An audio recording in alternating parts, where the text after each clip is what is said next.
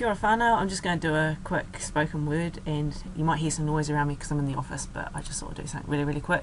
Okay, so opening word, and like I was talking to you in class, you can do spoken words that are around your senses, and we did some long stuff in class using the stuff from Auckland Poetry Collective, but when I've worked with young people, I've often started by telling them to imagine their five senses as they're in a situation. So what I'll do is, thinking of my husband instead of me and his identity, I'll pretend I'm Eric. I will take you through this again, but using Marcia. So this would be something like Eric might say, I see the Bedford in the driveway. I hear the rattling of the engine. I taste the coal dust on my lips. I see, hear, taste, feel my father's expectations. I know I am to walk in his shoes and take on his business. That's stage one. That's before Eric's come to any form of resolution. So at this point, I'd say he would describe himself with Marcia as being a point of foreclosure. He hasn't quite got a crisis, and he's got some form of commitment, and he knows that commitment needs to be that he takes his dad's business on. And I'll represent the crisis in one way. Rapture. I see the wires all around me. I hear the music in my ears.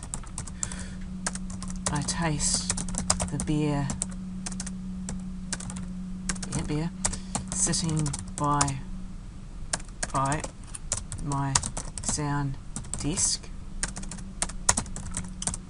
I feel the buzz of the band. I know that sound is where I am meant to be. Voila, one spoken word finished for my husband.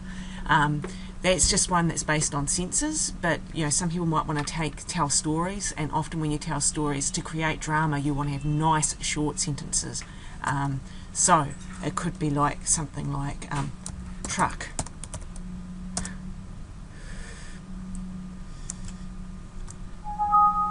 Oh, I love how this computer does this all the time.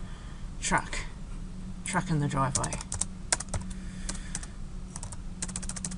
Let me say, I see the truck in the driveway. My father yells to me. He knows me and loves me, but he wants me to be a driver.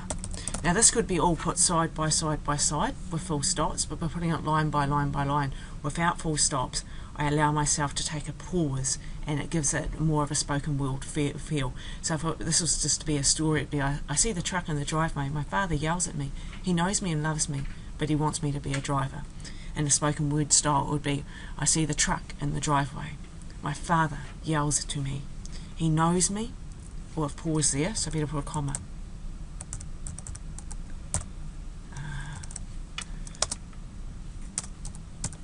He knows me and loves me, but he wants me to be a driver.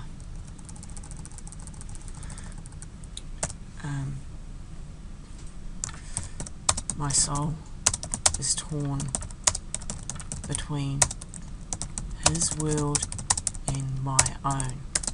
So there could be, at this point, I'm moving from using Marcia to moving edge walking to my parents' expectations and walking in the expectations that myself and my peer group have around me. This is if my husband was writing it. Remember, I've had enough of telling my story all the time. Some things to remember. The importance of a full stop. You can barely see it here. But there it is, a full stop. Full stop means stop. So when you're using spoken word, the full stop is the most powerful punctuation.